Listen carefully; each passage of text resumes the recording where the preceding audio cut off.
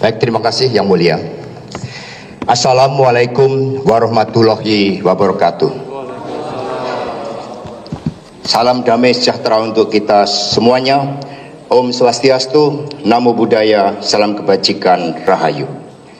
Yang Mulia para hakim, yang kami hormati para jaksa penuntut umum, para penasihat hukum, seluruh masyarakat Indonesia yang kami cintai dan banggakan, rekan-rekan pers dan hadirin sekalian. Puji syukur kami panjatkan kehadirat Tuhan Yang Maha Kuasa bahwa pada hari ini momentum yang kami tunggu-tunggu akhirnya tiba.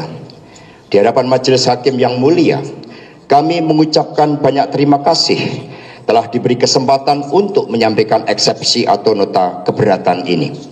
Kami percaya sepenuhnya bahwa di lembaga peradilan inilah keadilan yang sejati dapat diwujudkan. Harapan ini kami yakini karena di dalam menjalankan tugasnya, lembaga ini bersifat merdeka, independen, dan mengambil keputusan berdasarkan keadilan terhadap Tuhan Yang Maha Esa.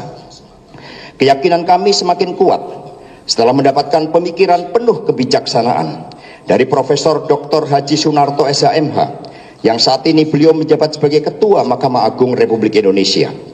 Dalam pidato pengukuhan beliau sebagai guru besar di Universitas Airlangga pada tanggal 10 Juni 2024 yang lalu, beliau menyampaikan bahwa hukum tanpa keadilan seperti seperangkat peraturan yang kering tanpa roh. Beliau juga menegaskan bahwa seorang hakim harus bertindak sebagai pembelajar sepanjang hayat, peneliti dan filsuf agar mampu melihat keadilan yang sejati. Keadilan tersebut di luar batas formalitas hukum serta memperhatikan dampak sosial, budaya dan kemanusiaan. Pada saat hakim mengambil keputusan, keadilan juga akan sulit terwujud apabila hakim hanya menjadi mesin yang hanya memproses hukum. Menurut Profesor Dr. Haji Sunarto, hakim harus bisa merasakan denyut keadilan yang hidup di setiap bagian jiwanya. Lebih lanjut, beliau menegaskan bahwa keputusan seorang hakim tidak hanya melihat aspek formil dan material semata, namun juga melakukan dialektika dengan melihat aspek kemanusiaan dan latar belakang atau suasana kebatinan dari setiap peristiwa hukum. Betapa luar biasa pemikiran yang sangat filosofis dari Profesor Dr. Sunarto tersebut. Saya percaya bahwa majelis hakim yang mulia memiliki pandangan dan sikap yang sama dengan Profesor Dr. Sunarto. Tiada keraguan dari kami bahwa di ruang sidang ini akan menjadi tempat keadilan ditegakkan. Majelis hakim yang mulia, eksepsi saya ini sengaja dimulai dengan mengutip pidato Profesor Sunarto. Ketika pertama kali membaca pernyataan tersebut, kami merasakan betapa mulia peran hakim dan lembaga peradilan bagi terwujudnya cita-cita keadilan dan sekaligus cita-cita nasional kita. Tidak berlebihan jika dari lubuk hati kami yang terdalam, kami katakan bahwa pemikiran Profesor Sunarto tersebut menjadi nur atau cahaya yang membangun harapan di tengah kriminalisasi hukum yang saya alami hingga duduk di kursi terdakwa ini. Pertanyaannya, mengapa saya bersama tim penasihat hukum berani mengambil suatu kesimpulan bahwa kasus yang menimpa saya ini lebih banyak aspek politik yang menggunakan hukum sebagai alat pembenar yang mengarah pada terjadinya kriminalisasi hukum? Pertama, bahwa dalam kapasitas saya sebagai Sekretaris Jenderal DPP PDI Perjuangan, saya memiliki tugas untuk menyampaikan sikap politik partai yang berkaitan dengan berbagai peristiwa dan dinamika politik nasional internasional yang harus disikapi oleh partai. Tugas inilah yang saya jalankan ketika menolak kehadiran kesebelasan Israel dalam Piala Dunia U20 tahun 2023. Demikian halnya sikap kritis terhadap intervensi Mahkamah Konstitusi oleh kekuasaan politik demi kepentingan elektoral melalui putusan MK nomor 90 tahun 2023. Di luar itu, keteguhan di dalam menjaga konstitusi, demokrasi melalui pemilu jurdil, dan penolakan terhadap penggunaan sumber daya negara serta alat-alat negara dalam pemilu 2024 yang lalu telah menimbulkan sikap tidak senang dalam diri penguasa saat itu. Dari berbagai informasi yang saya terima, bahwa sejak Agustus 2023, saya telah menerima berbagai intimidasi dan semakin kuat pada masa-masa setelah pemilu kepala daerah tahun 2024. Puncak intimidasi kepada saya terjadi pada hari-hari menjelang proses pemecatan kader-kader partai yang masih memiliki pengaruh kuat di kekuasaan. Namun apa yang menjadi sikap politik partai adalah cermin kedaulatan partai yang memiliki disiplin dan rekam jejak perjuangan yang sangat lama sejak PNI didirikan oleh Bung Karno pada tanggal 4 Juli 1927. Atas sikap kritis di atas, kasus Harun Masiku selalu menjadi instrumen penekan yang ditujukan kepada saya. Hal ini nampak dari monitoring media seperti terlihat dalam gambar di bawah ini, di mana kasus Harun Masiku selalu cenderung naik seiring dengan dinamika politik dan sikap kritis PD Perjuangan yang kami sampaikan. Terlampir gambar dianggap dijelaskan. Majelis Hakim yang mulia, berbagai tekanan nampak pada proses penyelidikan, penyidikan hingga proses P21. Pasca wawancara saya bersama Profesor Dr. Koni Rahakundini di Akbar Faisal Unsensor, antusiasme masyarakat yang melihat sangat tinggi hingga ditonton mencapai lebih dari 4 juta orang.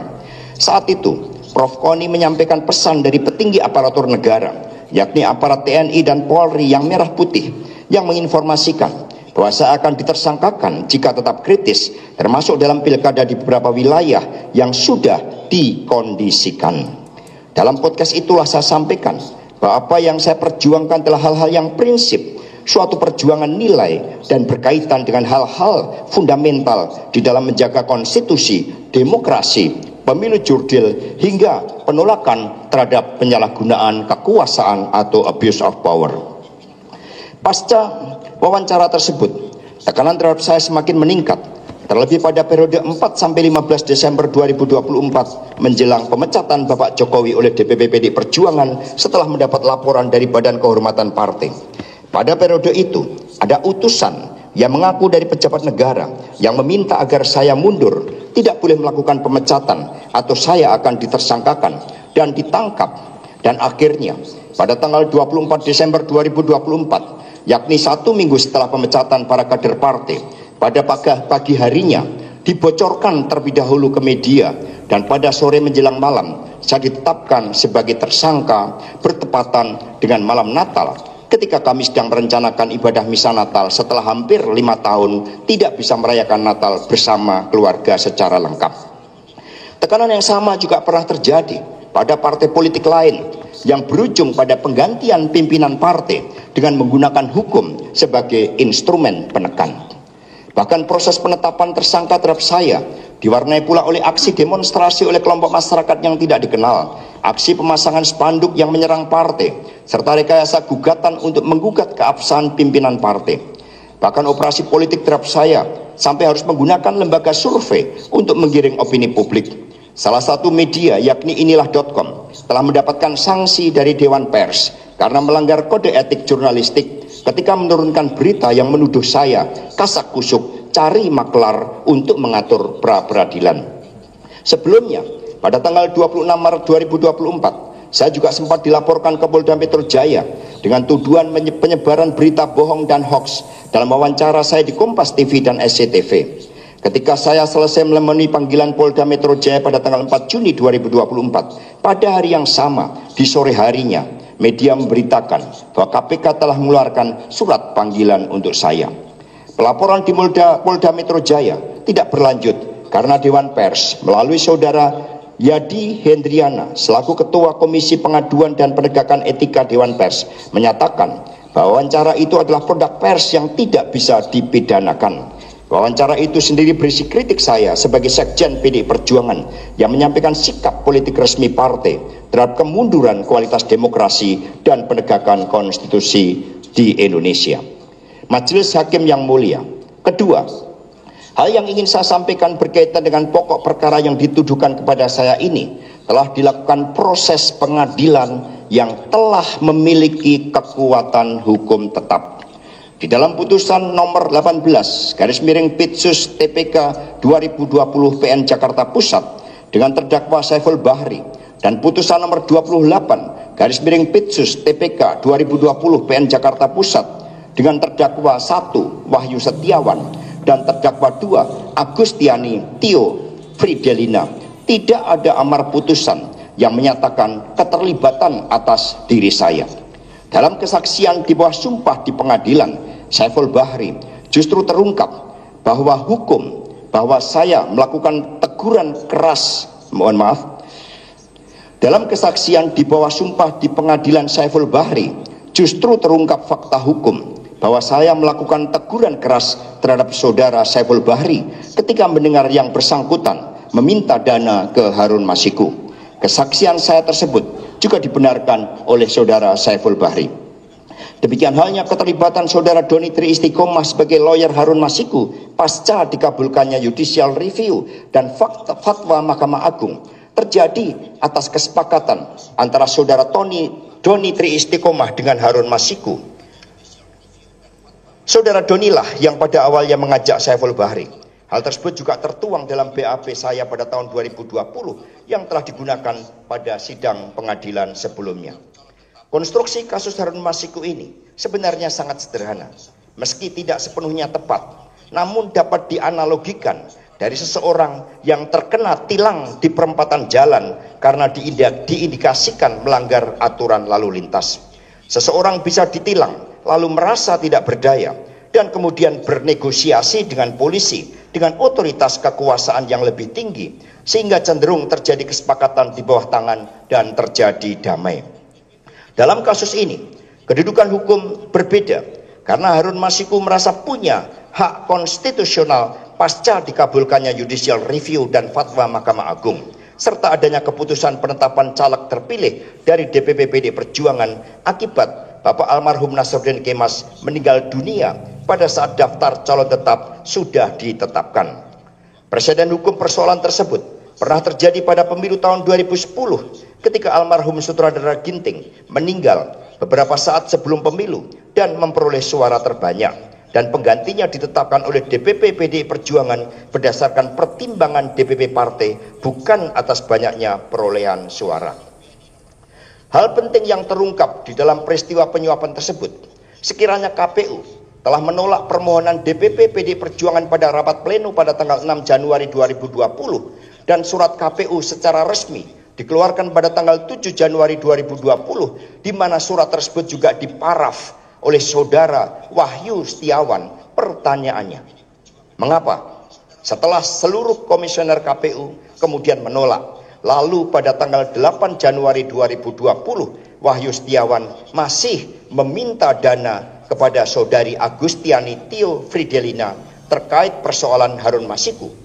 Bukankah ini suatu penyalahgunaan kekuasaan sehingga akhirnya saudari Agustiani Tio Fridelina mentransfer dana sebesar 50 juta rupiah melalui rekening BNI nomor 0357219732. Bukti transfer itulah yang menjadi alasan terjadinya OTT KPK. Apa yang saya sampaikan tersebut dapat dilihat dalam BAP seluruh komisioner KPU dan juga BAP saudari Agustiani Tio. Majelis Hakim yang mulia, ketika KPU secara resmi telah menolak permohonan DPP PD Perjuangan, namun saudara Wahyu Setiawan masih menggunakan otoritasnya untuk memberikan harapan terhadap saudari Agustiani Tio, maka hal ini juga dapat terlihat dari cerminan WhatsApp saudara Wahyu Setiawan ketika pertama kali saudara Agustiani Tio berkonsultasi terkait Harun Masiku dan dijawab dengan pernyataan siap, mainkan. Terlibat dalam BAP Agustiani Fridelina tanggal 9 Januari 2020. Atas hal tersebut, pledoi saudara Saiful Bahri dalam kasus suap tersebut mengatakan bahwa yang bersangkutan menjadi korban pemerasan komisioner KPU yang bernama Wahyu Setiawan. Majelis Hakim yang mulia, ketiga, hal yang ingin saya sampaikan adalah terjadinya proses daur ulang terhadap persoalan yang sudah disidangkan dan memiliki kekuatan hukum tetap. Terhadap kasus suap penyelenggara negara Wahyu Setiawan yang dilakukan bersama-sama oleh Saiful Bahri dan Agustiani Tio Fridelina telah inkrah. Namun kasus ini didaur ulang tanpa peristiwa hukum lain seperti tertangkapnya Harun Masiku yang sampai saat ini masih berstatus DPO atau daftar pencarian orang. Berdasarkan Undang-Undang KPK nomor 19 tahun 2019, dalam menjalankan tugasnya, KPK berasas kepastian hukum, keterbukaan, akuntabilitas, kepentingan umum, proporsionalitas, dan penghormatan terhadap HAM. Asas kepastian hukum telah dilanggar melalui proses daur ulang yang tidak hanya merugikan terdakwa, namun juga para saksi. Hampir seluruh saksi yang telah diperiksa dan dihadirkan dalam persidangan sebelumnya diperiksa kembali. Sebagian besar diantaranya ditunjukkan cetakan atau printout pemeriksaan tahun 2020, lalu diminta menandatangani kembali dengan tanggal pemeriksaan tahun ini. Proses daur ulang ini mengandung kerawanan dan cenderung mengabaikan fakta-fakta hukum di persidangan sebelumnya. Ditinjau dari asas kepentingan umum dan proporsionalitas, kasus ini tidak ada kerugian negara. Sementara Undang-Undang KPK menyatakan bahwa kewenangan KPK dalam melakukan penyelidikan, penyidikan, dan penuntutan tindak pidana korupsi meliputi tindak pidana korupsi yang antara lain menyangkut kerugian negara paling sedikit 1 miliar rupiah. Proses daur ulang yang dilakukan penyidik KPK juga bertentangan dengan asas kepentingan umum, mengingat upaya tersebut menciptakan ketidakpastian perkara baru dan bisa menjadi presiden hukum bahwa kasus yang sudah inkrah dan tidak ada amar putusan yang berkaitan dengan proses penyelidikan baru terhadap saya dapat dilakukan kembali. Jika dalam tahap penyidikan perkara atas nama A, penyidik menemukan alat bukti bahwa ada pihak lain yang terlibat dalam perkara tersebut, yakni misalnya si C, maka penyidik bukan hanya harus memulainya dari tahap penyelidikan, namun lebih jauh lagi, yaitu memulai dengan membuat laporan atas dugaan keterlibatan pihak C tersebut. Laporan inilah yang kita kenal dengan laporan A. Hal ini sesuai dengan pendapat hukum ahli pidana Dr. Khairul Huda SHMH dalam sidang pra-peradilan saya. Dalam proses daur ulang tanpa diawali terlebih dahulu dengan laporan kejadian tindak pidana korupsi atau LKTPK menyebabkan saya sebagai terdakwa sangat dirugikan, yang antara lain dinyatakan dalam surat dakwaan penuntut umum seperti sebagai berikut. A. Dalam tuduhan obstruction of justice halaman 2 surat dakwaan dinyatakan bahwa terdakwa menyuruh Harun Masiku melalui Nur Hasan untuk merendam telepon genggam. Dakwaan ini bertentangan dengan putusan pengadilan sebelumnya dan berbeda dengan BAP Nur Hasan pada tanggal 14 Januari 2025 yang merupakan BAP daur ulang atas BAP Nur Hasan pada tahun 2020. Dalam BAP Nur Hasan tersebut dinyatakan bahwa yang memerintahkan Nur Hasan bukanlah saya atau terdakwa, melainkan 2 orang yang berciri-ciri bertubuh besar dan berambut cepak dan perawakan mirip seperti anggota aparat. B. Surat dakwaan halaman 12 terhadap peristiwa ketika saudara Kusnadi selaku staf DPP PD Perjuangan menemui saudara Doni Tri Istiqomah. Dalam surat dakwaan dikatakan bahwa Kusnadi menyerahkan titipan uang dari terdakwa sebesar 400 juta rupiah. Dakwaan ini nyata-nyata berbeda dengan BAP Kusnadi dan fakta-fakta yang ada di dalam persidangan sebelumnya. Kalau dalam surat dakwaan Kusnadi mengatakan kepada Doni Tri Istiqomah, Mas, ini ada perintah Pak Sekjen untuk menyerahkan duit operasional 400 juta ke Pak Saiful, yang 600 juta Harun katanya. Sementara di BAP Kusnadi dan fakta persidangan sebelumnya dinyatakan oleh Kusnadi kepada Doni Tri Istiqomah, ini ada titipan Pak Harun untuk Saiful dan Mas Doni. C. Dakwaan terhadap suap yang dilakukan terdakwa tidak terbukti dalam putusan pengadilan yang telah memiliki kekuatan hukum tetap terhadap Wahyu Setiawan, Agustiani Fridelina, dan Saiful Bahri. Majelis Hakim yang mulia, dalam surat dakwaan yang berkaitan obstruction of justice juga terjadi manipulasi fakta-fakta hukum yang sangat merugikan saya. Halaman 4 surat dakwaan dikatakan bahwa terdakwa memerintahkan saudara Kusnadi untuk menenggelamkan telepon genggam miliknya. Dakwaan ini selain tendensius juga sangat menyudutkan terdakwa. Terlebih dakwaan tersebut sudah disebarluaskan melalui media massa dan menjadi salah satu alasan KPK menetapkan saya sebagai tersangka. Akibatnya terjadi pembentukan opini publik bahwa saya telah melakukan obstruction of justice. Saya tegaskan di hadapan yang mulia hakim bahwa saya sejak awal sangat kooperatif terhadap proses hukum di KPK. Saya menghormati KPK. Mohon maaf, saya tidak bermaksud menonjolkan diri. Selama ini saya dikenal sebagai sekretaris jenderal partai yang konsisten melakukan upaya-upaya nyata mencegah korupsi dengan cara-cara yang sistemik. Saya melakukan pelembagaan partai dan membangun sekolah-sekolah partai untuk meningkatkan kualitas kader partai. Disertasi saya di Universitas Pertahanan RI berhasil merumuskan teori geopolitik Bung Karno yang disebut sebagai Progressive Geopolitical Coexistence dengan predikat summa cum laude. Sementara disertasi di Universitas Indonesia berhasil merumuskan teori pelembagaan partai dan ketahanan partai yang disebut sebagai The Avant-Garde Party Institutionalization atau API dengan indeks prestasi 3,93 dari skala 4 atau kumlat selama 7 semester kuliah. Apa yang saya lakukan sebagai komitmen berdedikasi pada bangsa dan negara dengan melakukan pelembagaan partai? Kami banyak belajar dari kemajuan di Tiongkok, Jepang, Korea Selatan, dan negara-negara di Eropa Barat dan serta Skandinavia. Negara-negara maju tersebut memiliki partai modern yang terlembaga dan kokoh pada identitas ideologisnya. PD Perjuangan tergabung dalam CALD atau Council of Asian Liberal and Democrats, ICAP, International Conference of Asian Political Parties, dan membangun kerjasama strategis dengan banyak partai politik sebagai pelaksanaan fungsi hubungan internasional. Dengan berbagai rekam jejak tersebut, ketika pada tahun 2014 dan 2019, di mana saya menduduki posisi strategis dalam tim kampanye presiden dan wakil presiden, dan kemudian ditawarkan jabatan menteri, saya lebih memilih membangun partai.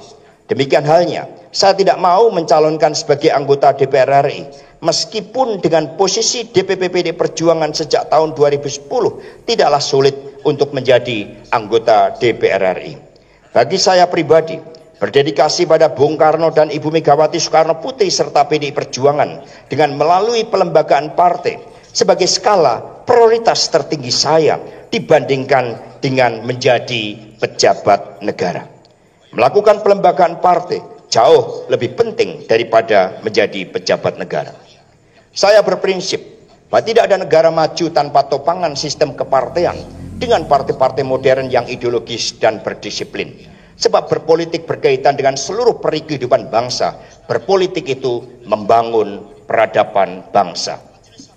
Dengan komitmen dan rekam jejak di atas, maka sekali lagi, terhadap tuduhan menenggelamkan telepon genggam Kusnadi sebagai perintah saya tersebut benar-benar mendiskreditkan saya. HP yang dimaksud masih ada dan menjadi barang sitaan KPK. Sementara BAP saudara Kusnadi sendiri menyatakan bahwa yang dimaksud yang itu ditenggelamkan saja, tidak usah mikir sayang, adalah saya, yakni Kusnadi, habis ritual ngelarung atau ritual membuang sial, dan sekretariat menyuruh saya untuk membuang pakaian yang saya gunakan untuk ritual. Terdapat dalam BAP Kusnadi tanggal 14 Januari 2025.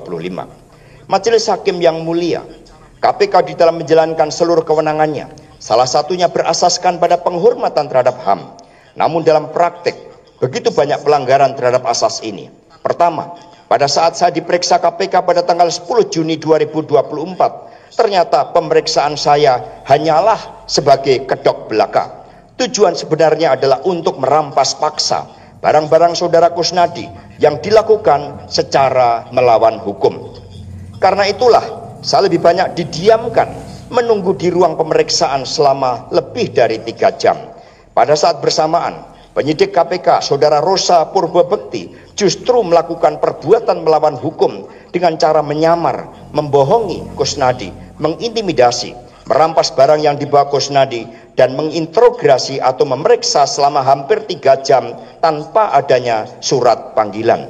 Sementara saya yang datang dengan etikat baik, bersikap kooperatif, justru hanya ditanya biodata saya. Apa yang terjadi dengan saudara Kusnadi ini saya sebut sebagai operasi 5M, yang merupakan singkatan dari menyamar, membohongi, mengintimidasi, merampas, dan menginterogasi. Melalui operasi 5M, saudara Rosa Purbabekti merampas barang-barang milik Kusnadi dan DPP partai, antara lain handphone milik sekretariat partai dan buku catatan rapat-rapat partai yang memuat rahasia partai. Barang dan dokumen yang disita itulah yang ikut dijadikan sebagai bukti berkaitan dengan dakwaan obstruction of justice.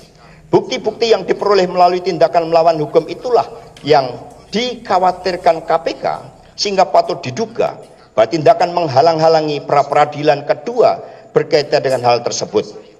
Tindakan melawan hukum penyidik KPK dapat dikategorikan sebagai pelanggaran HAM yang sangat serius.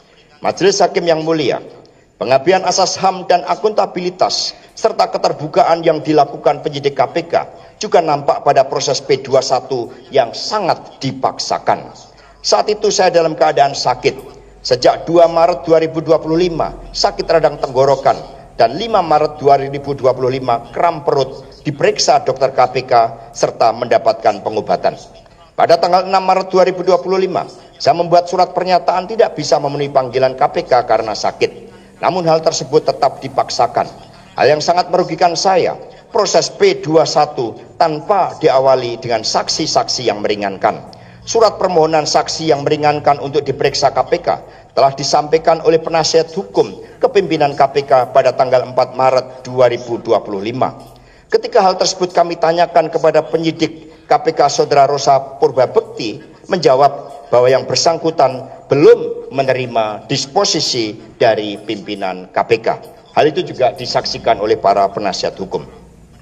Disitulah mekanisme internal KPK dijadikan sebagai alasan yang merugikan terdakwa karena hak untuk mendapatkan saksi yang meringankan diabaikan oleh KPK. Sementara dari KPK sendiri terdapat penyelidik dan penyidik serta saksi ahli yang telah dibuat BAP. Total terdapat 13 orang penyelidik dan penyidik KPK yang menjadi saksi terhadap perkara saya. Bahkan Saudara Rosa Purbabekti juga menjadi saksi yang kesemuanya tentu memberatkan saya. Di luar itu terdapat saksi ahli dari KPK sebanyak 4 orang. Atas perlakuan tidak adil dan melanggar HAM kepada saya, maka 3 orang penasihat hukum saya membuat berita acara penolakan penandatanganan P21. Atas kejadian tersebut, selain P21 yang dipaksakan dan melanggar asas HAM, materi muatan dalam P21 juga mengandung ketidakadilan, mengingat begitu banyak penyelidik dan penyidik KPK beserta para ahli yang menjadi saksi dan tentu merugikan atau memberatkan terdakwa. Namun pada saat bersamaan, saksi meringankan dan saksi ahli yang diusulkan resmi oleh penasihat hukum terdakwa tidak diperiksa dengan alasan belum ada disposisi. Karena itulah mengapa dalam surat dakwaan banyak hal yang sangat merugikan terdakwa, sehingga muncullah berbagai fakta-fakta hukum versi KPK yang berbeda dengan fakta-fakta persidangan sebagaimana terdapat dalam putusan pengadilan sebelumnya yang sudah inkrah. Pertanyaannya, mengapa penyidik KPK begitu memaksakan proses P21? Dalam sejarah berdirinya KPK sejak tahun 2002, baru pertama kali ini terjadi proses P21 sangat cepat dalam waktu hampir 2 minggu sejak ditahan. Sementara dalam kasus lainnya, rata-rata KPK memerlukan waktu 120 hari. Namun P21 saya begitu cepat. Hal ini patut diduga karena KPK secara sengaja bermaksud untuk menggugurkan gugatan pra-peradilan kedua yang kami ajukan pada tanggal 18 Februari 2025. Sidang pertama pada 3 Maret 2025 tidak dihadiri KPK. Kesemuanya adalah pelanggaran terhadap hak terdakwa untuk melakukan gugatan pra-peradilan, dan melalui berbagai upaya tersebut KPK tidak menghormati lembaga peradilan.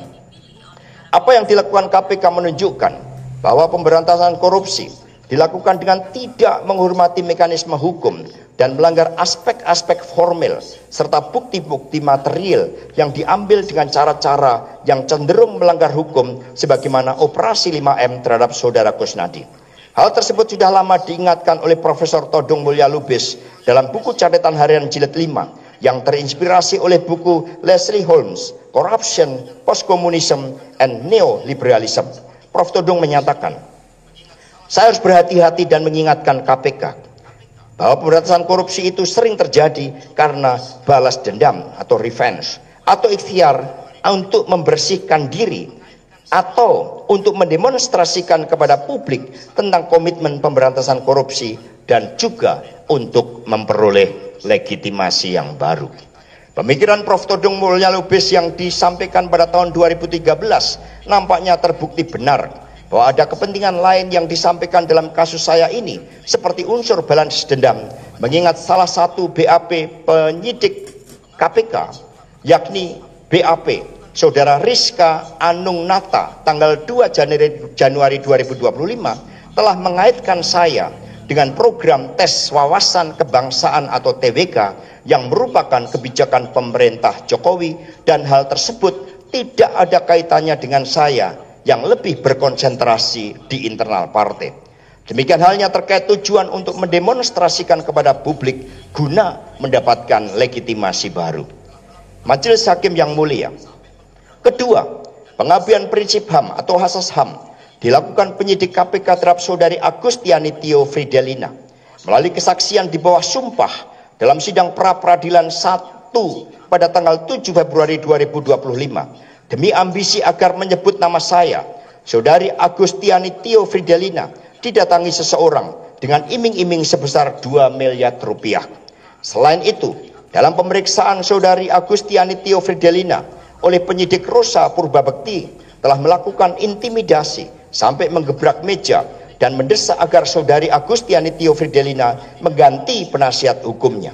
Penyidik menilai bahwa saudari Agustiani Tio Fridelina tidak menuruti kehendaknya sehingga akhirnya yang bersangkutan bersama suaminya dicekal dan tidak bisa berobat ke luar negeri akibat derita kanker yang dideritanya.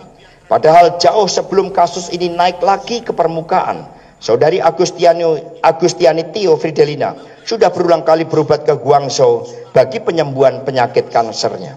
Seluruh data-data medical record berada di Guangzhou. Namun agenda kemanusiaan ini pun diabaikan oleh saudara Rosa Purbabekti. Sekiranya saudara Agustiani Fridelina mengikuti kemauan penyidik menyebut nama saya, maka pencekalan itu barangkali tidak terjadi.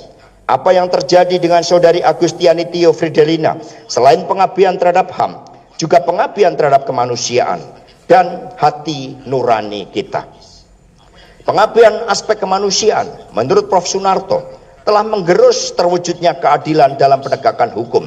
Bagi saya pribadi, pengabdian aspek kemanusiaan saudari Agustiani Tio Fridelina dan juga serangkaian intimidasi yang dilakukan terhadap saksi-saksi Agustiani Tio, Doni Tri Istiqomah, Saiful Bahri hingga Nur Hasan yang dijanjikan keluarganya mau diurus. Kesemuanya semakin menunjukkan kuatnya agenda untuk menjadikan saya sebagai tersangka.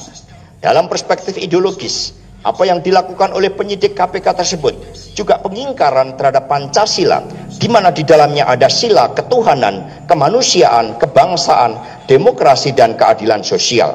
Masing-masing sila tersebut mengandung dimensi keadilan yang tercermin dalam setiap sila. Majelis Hakim yang mulia, diabaikannya aspek kemanusiaan, terlebih terhadap saksi-saksi yang di dalam proses hukum sebelumnya telah bersikap kooperatif, telah menjalankan hukum pidana dan sudah bebas, lalu akibat proses daur ulang terhadap suatu persoalan yang sudah inkrah, muncullah berbagai intimidasi yang merugikan saya. Pencekalan terhadap saudari Agustiani Tio untuk berobat adalah pencekalan terhadap kemanusiaan. Terlebih ketika hal tersebut berkaitan dengan keselamatan hidupnya. Hak hidup saudari Agustiani Tio terancam karena tidak bisa berobat akibat derita kanker. Mengapa hal tersebut harus terjadi? Bukankah ini menggambarkan suatu proses penegakan hukum yang benar-benar tidak memiliki hati nurani? Apa yang terjadi semakin membangun pesan kuat bahwa proses hukum ini terlalu dipaksakan. Lalu kemana kemanusiaan yang menjadi salah satu sila dalam Pancasila dan hati nurani kita ketika hal-hal yang sangat fundamental yang berkaitan dengan keselamatan hidup seseorang saja telah diabaikan? Hal itulah yang menjadi salah satu tolak ukur bahwa seluruh proses daur ulang terhadap perkara yang sudah inkrah secara keseluruhan tidak bisa dipercaya. Perlu kami sampaikan dalam persidangan ini bahwa keadilan sosial digerakkan oleh prinsip kemanusiaan, oleh Bung Karno, proklamator dan Bapak Bangsa Indonesia, bahwa cita-cita kemanusiaan ini lahir dari semangat bahwa di dalam bumi Indonesia merdeka tidak boleh ada lagi penjajahan antar manusia. Tidak boleh lagi ada kesewenang-wenangan yang menindas rakyat, termasuk penyalahgunaan hukum yang terjadi pada masa kolonial. Prinsip kemanusiaan ini lahir dari realitas keterjajahan, sebab pada masa kolonialisme Belanda hingga pendudukan Jepang, seluruh rakyat Indonesia dan para pejuang bangsa sering berhadapan dengan hukum kolonial, dengan pasal-pasal karet yang bisa menjerat para pemimpin bangsa seperti Bung Karno, Bung Hatta, dan lain-lain. Hukum kolonial inilah yang ditentang habis oleh para pendiri bangsa. Dalam pledoi Bung Karno yang dikenal dengan Indonesia Menggugat, beliau menolak penggunaan undang-undang sebagai senjata. Kini dalam praktek setelah kita merdeka, hanya karena ambisi kekuasaan, maka hukum kolonial itu mencoba untuk dihadirkan kembali. Para penyidik yang mengabaikan kemanusiaan sangat tidak memahami falsafah kemanusiaan sebagaimana disampaikan oleh Bung Karno dalam pidato lahirnya Pancasila pada tanggal 1 Juni 1945 yang telah diterima secara aklamasi dalam sidang BPUPK yang menetapkan dasar negara Indonesia. Atas dasar hal tersebut, mengapa asas Undang-Undang KPK yang begitu mudah, mengapa asas undang-undang yang ada dalam Undang-Undang KPK begitu mudah diabaikan oleh penyidik KPK? Majelis Hakim yang mulia, berdasarkan nota keberatan yang disampaikan di atas, sebagai kesimpulan dan penutup dapat disampaikan hal-hal sebagai berikut. 1. Bahwa surat dakwaan terhadap tuduhan obstruction of justice dan suap telah dibuat dengan tidak cermat dan sangat merugikan saya. Fakta-fakta hukum yang ditampilkan dalam surat dakwaan tersebut berbeda dengan keterangan saksi yang melihat, mendengar, dan menyaksikan secara langsung terjadinya dugaan tindak pidana. Surat dakwaan tersebut bersumber dari pertama, berita acara permintaan keterangan atau BAPK pada tahap awal ketika para saksi sedang dalam suasana tekanan psikologis. BAPK ini sering berbeda dengan BAP saksi dan fakta-fakta persidangan yang putusannya telah inkrah. Sumber kedua surat dakwaan berasal dari keterangan saksi internal KPK sendiri, yakni penyelidik dan atau penyidik yang berjumlah 13 orang. Bahkan Saudara Rosa Purbabekti sendiri sebagai penyidik pun juga bertindak sebagai saksi yang cenderung memberatkan terdakwa.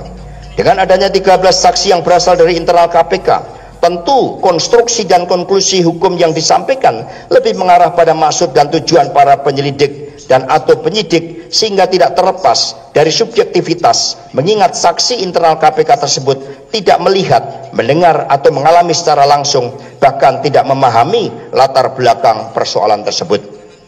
Perlu kami tegaskan di sini bahwa ketika penyelidikan atau penyidik menjadi saksi yang menyudutkan terdakwa, maka bisa terjadi konflik of interest, mengingat keberhasilan di dalam menetapkan tersangka dan proses persidangan menjadi keberhasilan prestasi kerja pegawai KPK. Dengan banyaknya saksi dari penyelidik atau penyidik internal KPK sendiri, terdakwalah yang selalu dipersalahkan, di mana dalam salah satu surat keterangan mantan penyidik KPK, Saudara Rizka Anung Nata pada tanggal 30 Januari 2025 menuduh saya terkait dengan penyingkiran pegawai KPK melalui tes wawasan kebangsaan.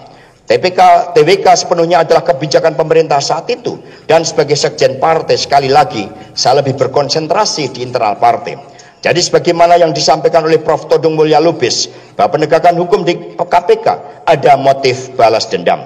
2. Bahwa bukti otentik terjadinya suap terhadap penyelenggara negara, dalam hal ini Komisioner KPU Saudara Wahyu Setiawan, terjadi ketika yang bersangkutan meminta sejumlah dana 50 juta rupiah ke Agustiani Tio Fridelina pada tanggal 8 Januari 2020. Permintaan dana tersebut setelah pada tanggal 6 Januari 2020 rapat pleno KPU telah menolak permohonan DPP PD Perjuangan terhadap penetapan Harun Masiku.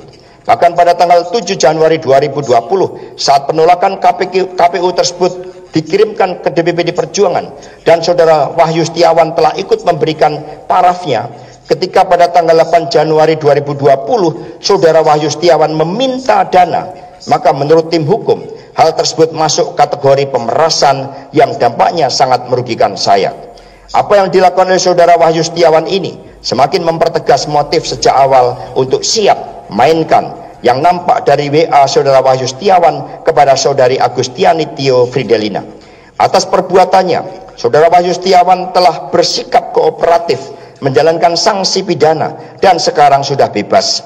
Namun kembali yang bersangkutan harus mengikuti proses daur ulang seperti belum ada keputusan yang bersifat tetap terhadap dirinya.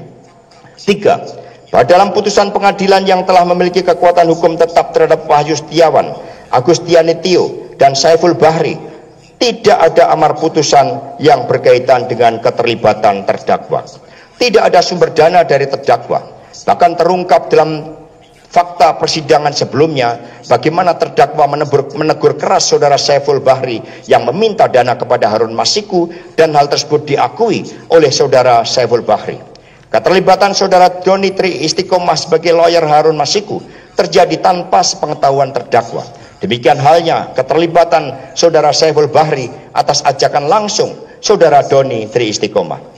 4. Bahwa berdasarkan fakta-fakta persidangan sebelumnya dan penelitian para penasihat hukum kami, Ditegaskan bahwa motif utama kasus ini selain karena ambisi saudara Harun Masiku untuk menjadi anggota DPR RI atas dasar legalitas hasil judicial review dan fatwa MA, juga ada motif lain dari saudara Saiful Bahri untuk mendapatkan keuntungan. Karena itulah biaya yang disepakati saudara Saiful Bahri dengan Harun Masiku untuk pengurusan ke KPU sebesar 1,5 miliar rupiah, sementara yang dijanjikan ke saudara Wahyu Setiawan sebesar 1 miliar. Sehingga ada selisih sebesar 500 juta di luar bonus sekiranya hal tersebut berhasil.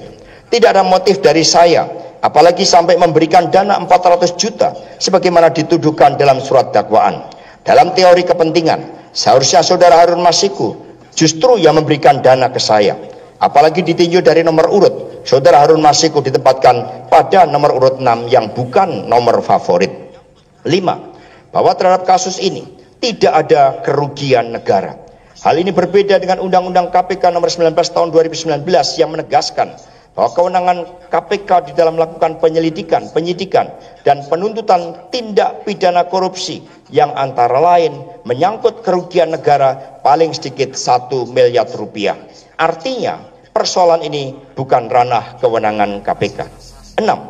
Bahwa seluruh proses penyelidikan, penyidikan, dan penuntutan terhadap saya tidak bisa dilepaskan dari latar belakang politik akibat sikap saya yang menjalankan tugas-tugas sebagai Sekretaris Jenderal DPP PD Perjuangan dengan dilanggarnya asas-asas dalam Undang-Undang KPK, maka penetapan terdakwa atas suatu perkara yang sudah inkrah pada dasarnya juga mengganggu kepentingan umum yang menjadi asas Undang-Undang KPK yang berdampak pada fungsi-fungsi PD Perjuangan di dalam mengorganisir rakyat, pendidikan politik, komunikasi politik, dan kerja politik turun ke bawah, termasuk membantu rakyat yang terkena bencana alam menjadi terkendala koordinasinya, yang artinya kepentingan umum juga terganggu. 7. Bahwa keterlibatan saksi-saksi dari penyelidik dan atau penyidik mantan penyidik KPK kesemuanya cenderung memberatkan saya selaku terdakwa dan membangun konstruksi hukum sebagaimana diinginkan oleh penyidik KPK. Namun pada sisi lain, permohonan penasihat hukum terdakwa secara tertulis terhadap saksi-saksi yang meringankan tidak diindahkan oleh KPK. Oleh karena itulah, konstruksi surat dakwaan lebih berat pada kepentingan KPK daripada prinsip hukum yang berkeadilan. Hak-hak terdakwa untuk mendapatkan saksi yang meringankan sebelum P21 telah diabaikan oleh KPK. Di sisi lain, bukti-bukti yang disampaikan KPK terhadap dakwaan obstruction of justice juga diperoleh melalui cara-cara melawan hukum, yakni melalui operasi 5M, menyamar, membohongi, mengintimidasi, merampas, memeriksa tanpa surat panggilan terhadap saudara Kusnadi. Beberapa ancaman yang dialami oleh para saksi seperti Kusnadi, Agustiani Tio, Saiful Bahri, dan Doni Tri Istiqomah, hal itu sudah dilaporkan ke Dewan Pengawas KPK. Semua pelanggaran tersebut semakin menunjukkan kuatnya agenda politik bahwa terdakwa memang ditarget dan dicari-cari kesalahannya dengan melanggar due process of law. Karena itulah penasihat hukum kami menyebut terdakwa sebagai tahanan politik. Proses P21 yang dipercepat dengan mengabaikan hak terdakwa untuk mendapatkan saksi yang meringankan beserta kesimpulan nomor 1 sampai dengan 7 ini memperjelas pelanggaran asas kepastian hukum, keterbukaan, akuntabilitas, proporsionalitas HAM dan kepentingan umum Mohon maaf. Percepatan P21 menyebabkan gugurnya pra-peradilan yang dilakukan terdakwa sehingga sangat merugikan hak-hak tersangka, dan KPK juga tidak menghormati lembaga peradilan. Dari penjelasan di atas dapat dikategorikan bahwa konstruksi surat dakwaan telah terjadi error in persona. 8. Bahwa dalam setiap tindakan pidana terdapat motif yang menjadi dasar, alasan, dan penyebab suatu tindakan pidana. Dalam hal ini tidak ada motif dari terdakwa untuk melakukan obstruction of justice dan suap. Tindakan obstruction of justice menurut Undang-Undang KPK pasal 21 dilakukan pada tahap penyidikan. Terdakwa ditetapkan sebagai tersangka pada tanggal 24 Desember 2024. Sedangkan dakwaan terhadap terdakwa yang memerintahkan saudara Kusnadi untuk menenggelamkan telepon genggam pada tanggal 6 Juni 2024 Pada tanggal 6 Juni 2024 tersebut, posisi penegakan hukum KPK terhadap saya masih dalam tahap penyelidikan sehingga tidak memenuhi kriteria pasal 21 Undang-Undang KPK. Selain itu, dari BAP Kusnadi yang dimaksudkan, yang itu ditenggelamkan saja, tidak usah mikir sayang dan lain-lain, adalah saya atau Kusnadi habis ritual ngelarung atau ritual membuang sial dari Sekretariat DPP Perjuangan menyuruh saya untuk membuang pakaian yang saya gunakan. Faktanya, telepon genggam tersebut tetap ada dan saat ini menjadi sitaan KPK. Pelanggaran hukum atau tindakan melawan hukum justru dilakukan oleh penyidik KPK pada tanggal 10 Juni 2024 yang memeriksa saya dengan operasi 5M terhadap Kusnadi. Berdasarkan ke-8 kesimpulan di atas, maka izinkan saya menyampaikan kepada Yang Mulia bahwa saya menolak segala tuduhan pelanggaran pasal-pasal dan seterusnya dianggap dibacakan. Majelis Hakim yang mulia, bahwa apa yang saya sampaikan dalam eksepsi ini merupakan upaya menunjukkan kebenaran. Karena itulah eksepsi saya ini diberi judul, jadikanlah deritaku ini sebagai kesaksian bahwa kekuasaan seorang presiden sekalipun ada batasnya. Karena kekuasaan yang langgeng hanyalah kekuasaan rakyat dan di atas segalanya adalah kekuasaan Tuhan Yang Maha Esa, sebagaimana disampaikan Bung Karno pada tahun 1967. Judul ini mengandung semangat Satyam Eva Jayate yang artinya bahwa kebenaran pasti menang. Kami berkeyakinan bahwa sesuai falsafah keadilan yang disampaikan oleh Profesor Dr. Sunarto dalam pidato pengukuhan guru besar beliau akan menjadi landasan yang mulia bagi para hakim untuk mengambil keputusan secara merdeka, bebas, tanpa intervensi pihak manapun dan independen, serta kami yakini berani dalam menegakkan keadilan yang sejati. Tekad untuk mewujudkan keadilan telah melekat dalam sejarah perjuangan bangsa. Hal tersebut nampak dalam berbagai perlawanan terhadap Belanda. Perjuangan Pangeran Diponegoro misalnya dapat dukungan luas dari rakyat karena Pangeran Diponegoro dianggap sebagai Ratu Adil, Imam Mahdi, dan Heru Cokro. Karena itulah para petani memberikan dukungan luas. Demikian pula perlawanan para petani Banten pada tahun 1888. Mengapa mereka berani meskipun perjuangannya belum tentu berhasil? Mereka berani karena itulah perjuangan mendapatkan keadilan dan kemerdekaan serta penghormatan terhadap hak-haknya. Banyak yang mengatakan bahwa perjuangan demi keadilan tersebut dapat dikalahkan oleh Belanda. Namun semangatnya ternyata tidak bisa dikalahkan dan selalu menjadi inspirasi bagi kemerdekaan Indonesia. Temuan di atas disampaikan dalam disertasi Sidunata dalam bukunya Ratu Adil Ramalan Jayabaya dan Sejarah Perlawanan Wong Cilik yang telah diterbitkan Kompas Gramedia pada tahun 2024. Buku tersebut mengungkapkan bahwa meski petani kalah, tetapi mereka berhasil menitipkan rahasia penderitaan yang mampu terus menyalakan harapan mereka, menitipkan cita-cita keadilan itu kepada kita semua seluruh anak bangsa Indonesia saat ini. Pemikiran ini sejalan dengan refleksi Walter Benjamin, seorang filsuf dari Jerman, tentang ingatan sejarah. Sebagaimana dikutip oleh Sidunata dalam Memoria Passonia, Walter Benjamin dan teologi politik Benjamin menyatakan, bagi ilmu, penderitaan terhadap masa lalu adalah peristiwa yang sudah selesai karena sudah terjadi. Namun bagi ingatan, penderitaan pada masa lalu justru bukan suatu peristiwa yang sudah selesai. Penderitaan itu menyimpan sesuatu yang harus diselesaikan pada masa depan. Memahami sejarah sebagai ingatan berarti memahami sejarah sebagai sesuatu yang memiliki relevansi bagi subjek yang sekarang mengingatkan pada masa kini. Dan sejauh ingatan itu menyangkut penderitaan masa lalu, maka penderitaan itu adalah peristiwa yang membutuhkan kompensasi serta penyelesaian pada masa sekarang, termasuk perjuangan mengharapkan keadilan. Atas dasar perspektif historis ini, maka seluruh anak bangsa tidak boleh membiarkan ketidakadilan terjadi. Membiarkan praktek ketidakadilan sama saja dengan membunuh masa depan bangsa Indonesia. Majelis Hakim yang mulia, dengan mengutip sejarah tentang keberanian perjuangan bangsa demi kemerdekaan dan keadilan, maka kami meyakini dan akan memberikan dukungan sepenuhnya bahwa Majelis Hakim yang mulia juga berani mengambil keputusan demi kebenaran keadilan berdasarkan ketuhanan Yang Maha Esa. Bagi para penyidik dan jaksa penuntut umum, tentunya tidak boleh berlindung di balik demi pemberantasan korupsi sehingga proses penegakan hukum bisa mengabaikan KUHP dan lebih berpedoman pada SOP atau Standard Operating Procedure internal KPK. Seperti yang dikatakan oleh Robert Klitgaard dalam bukunya Controlling Corruption pada tahun 1988. Maka pemberantasan korupsi harus fokus pada perubahan sistem, dan itu bisa dilakukan secara sistematis. Dengan seluruh kesempatan atas eksepsi ini, maka demi keadilan dan kebenaran, memperhatikan kepentingan umum, serta berdasarkan aspek formil, material, kemanusiaan, dan latar belakang dari seluruh perkara ini, maka kami percaya bahwa yang mulia para hakim benar-benar menunjukkan bahwa hakim adalah wakil Tuhan di muka bumi sebagaimana disampaikan oleh William Shakespeare.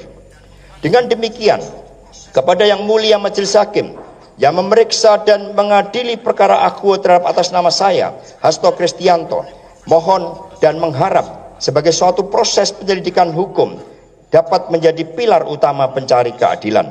Hal ini penting sebagaimana diungkapkan oleh Profesor Dr. Asumadi Asra dalam kata pengantar buku catatan Profesor Todung Mulya Lubis, Kompas Media Nusantara tahun 2009, bahwa penegakan hukum sangat esensial dan instrumental bagi terjadi dan bekerjanya demokrasi dengan baik. Tanpa respek kepada hukum yang diikuti dengan penegakan secara teguh dan konsisten, demokrasi bukan hanya tidak berjalan baik, bahkan lebih jauh lagi berujung pada kehidupan sosial politik yang penuh kekacauan atau chaotic dan anarkis. Oleh karena itu, keadilan yang sejati hanya dapat terwujud ketika hukum ditegakkan tanpa intervensi demi kepentingan masyarakat luas. Proses hukum yang benar bukan hanya melindungi hak individu, tetapi juga menjaga stabilitas dan martabat demokrasi itu sendiri. Mohon maaf. Berdasarkan uraian yang telah disampaikan di atas, jelas terdapat keraguan mendasar dalam pembuktian dakwaan yang diajukan oleh jaksa penuntut umum, baik dalam hal kejelasan unsur pidana maupun ketepatan penerapan hukum terhadap terdakwa. Sesuai dengan prinsip in dubio pro reo yang merupakan asas fundamental dalam hukum pidana, setiap keraguan yang muncul harus ditafsirkan demi keuntungan terdakwa. Oleh karena itu, demi menegakkan keadilan dan menjunjung tinggi hak asasi manusia, kami memohon kepada majelis hakim yang mulia untuk menerima dan mengabulkan eksepsi ini, serta menyatakan bahwa dakwaan yang diajukan tidak dapat diterima atau batal demi hukum. Berdasarkan hal-hal yang telah diuraikan di atas, dimohon kepada majelis hakim yang mulia yang memeriksa dan mengadili perkara aku berkenaan menjatuhkan putusan sela dengan amar putusan sebagai berikut.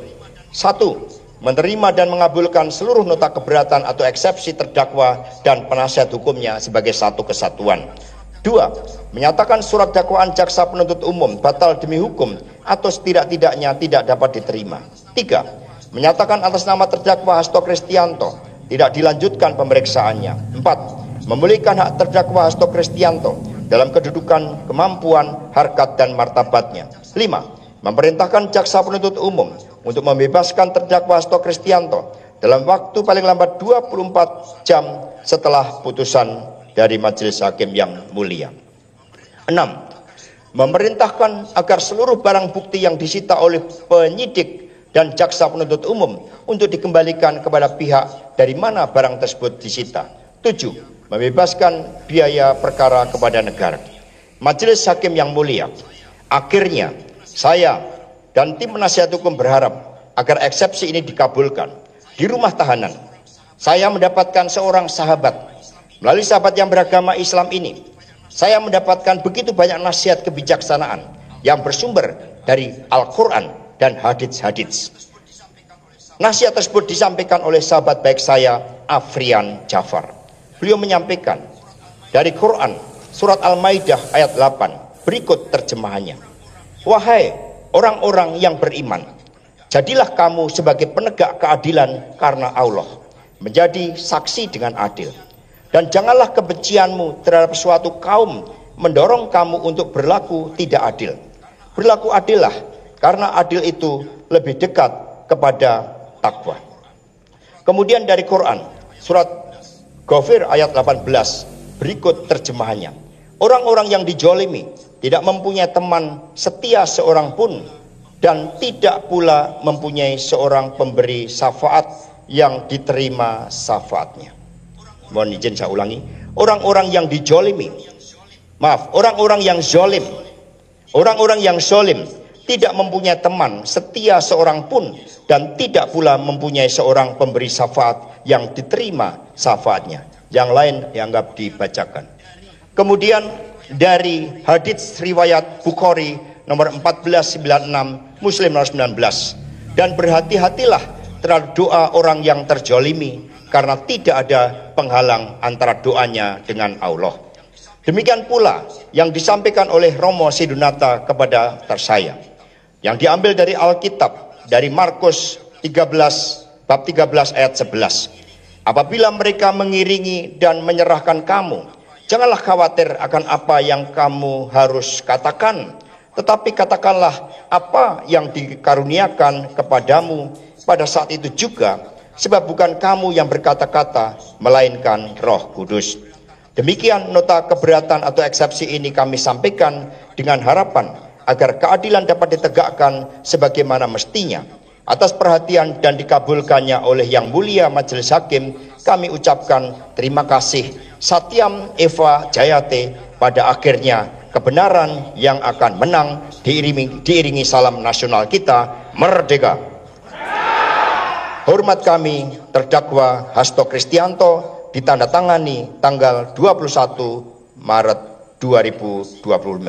Terima kasih kami ucapkan kepada Majelis Hakim yang mulia yang telah memberikan kesempatan saya untuk membacakan eksepsi ini.